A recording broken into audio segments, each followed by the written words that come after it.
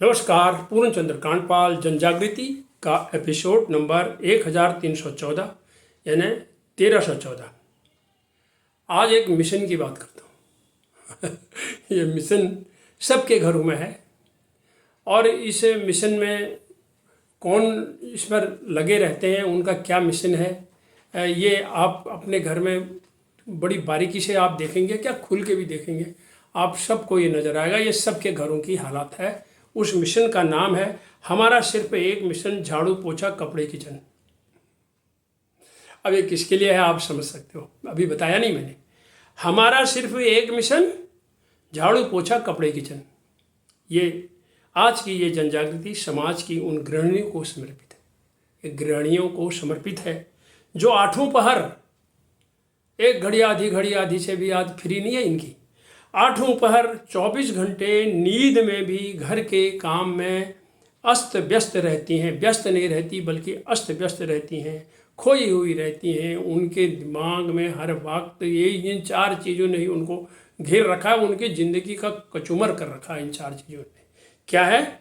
झाड़ू पोछा कपड़े किचन। अब गृहिणी का मतलब क्या है? गृहिणी का मतलब है जो घर संभालने वाली हमारी घर की पत्नी होती हैं वो, और जिनके बिना घर चल नहीं सकता है। सब कुछ तो वही है, 3 बार खाना मिलता है।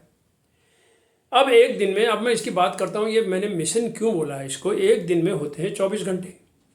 इन 24 घंटों का एक सामान्य विवरण उस परिवार के लिए मैं रख रहा हूँ जिसमें 4 लोग होते हैं, हम 2 हमारे 2, लगा लो एक आध बड़ा घटा के माता पिता दादा दादी नाना नानी भी हो सकते हैं। तो ये छोटे परिवार में सबसे पहले इन 24 घंटों में किसी भी गृहिणी के कार्य को मैं किस तरह से डिस्ट्रीब्यूट कर रहा हूँ, उसको तकसीम कर रहा हूँ कि कैसे ये हो रहा है।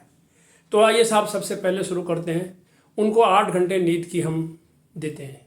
भैया 8 घंटा आप ज़रूर सोइए, चाहे जब भी सोइए, झपकी मारिए या जो भी है। अब 8 घंटे नींद क्योंकि दिन में 3 बार वो नाश्ता लंच डिनर बनाती हैं, तो 3 बार के भोजन के 3 घंटे दे देते हैं। अब भी देखो इससे कम में हो जाता है, मैंने खुल के समय दिया इनको। नहाना धोना दिया बाती करना, और कुछ लोग करते होंगे पूजा पाठ, बाकी भले ही उनका ध्यान कहीं और रहता है, पर वो काम तो है भैया, उनको बेचैनी हो जाएगी। तो नहाना धोना दिया बाती करना, इसके लिए मैंने रखा है 1 घंटा। झाड़ू पोछा बर्तन कपड़े आदि के लिए रख दिया 1 घंटा। परिवार छोटा है, रोज ही तो हो रहा है। अब देखिए आगे इनकी सहेलियाँ भी हैं, तो सहेलियों के साथ सैर कह लो पार्क में, या कुछ लोग उसको योग भी कहते हैं। तो सहेलियों के साथ सैर के लिए रख दिए मैंने 2 घंटे। खुला घूमो जितना घूम सकते हो। इसके लिए मैंने पहले भी कहा था कि बाबूजी को सौंप कर घर का सारा काम और घूम रही है पार्क में बीवी बिना लगाम। ये तो एक हास्य की बात थी, ऐसा कहा गया था। अब 2 घंटे ये हो गए। दिन का आराम फिर 2 घंटे और दे दिया मैंने। वो 8 घंटे सोने के बाद दिन का 2 घंटे का और आराम दे दिया। Phone social media transformation of information, जब तक डाइजेशन सही नहीं होगा वो जब तक नहीं करेंगे, 4-5 फ़ोन 6-7 फ़ोन भी हो सकते हैं, 8-10 भी हो सकते हैं, 2-3 भी हो सकते हैं। इसके लिए मैंने 2 घंटे रख दिए। और लोकल मार्केटिंग साग सब्जी फल फ्रूट लाने के लिए मैंने रख दिए 1 घंटा। कुल मिला करके ये हो गए 20 घंटे। आप भी जोड़ लेना। अब बच गए 4 घंटे। इस 4 घंटा में फालतू के फ़ोन और फेसबुक और यूट्यूब और जो मैं वो कुछ इंस्टाग्राम वाली भी होती होंगी वो भी कर लेती हैं। ये 4 घंटे में इनका ये चलता है, ही हा हा हो ही हा, ये चलता है। कुछ इसमें ज्ञान सृजनता नहीं है। अब सृजनता 0 है, अध्ययन 0 है, मेडिटेशन 0 है। ये कतई नहीं देखा जाता है। कुछ को छोड़ दीजिए अपवाद के लिए, अगर वो करते हैं तो उनको सलाम करता हूँ, प्रणाम करता हूँ। जो पढ़ी लिखी गृहिणियाँ हैं वो अपने बच्चों के होमवर्क में मदद ज़रूर करती हैं। जिनके बच्चे बड़े हैं और वे माँ की मदद नहीं लेते, वो माँ से मदद नहीं लेते, वो अपने आप करते हैं। अब बात अंत में मैं समाप्त करूँगा कि कुएं का मेढक कुएं में, ओम नमो शिवाय न हम, ओम नमो सिद्धम न बाप पड़े ना हम। जिसको इस चीज़ की चिंता नहीं है वो कुएं में रह जाएगा।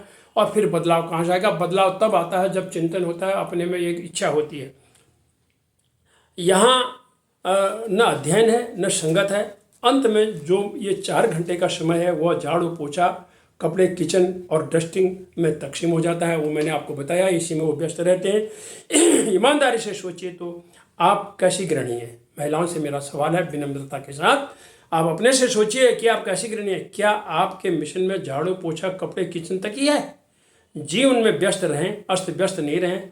2 घंटे कम से कम अध्ययन करें, कुएं के मेंढक की तरह बंधे न रहें, कुएं से बाहर आए। धन्यवाद, नमस्कार।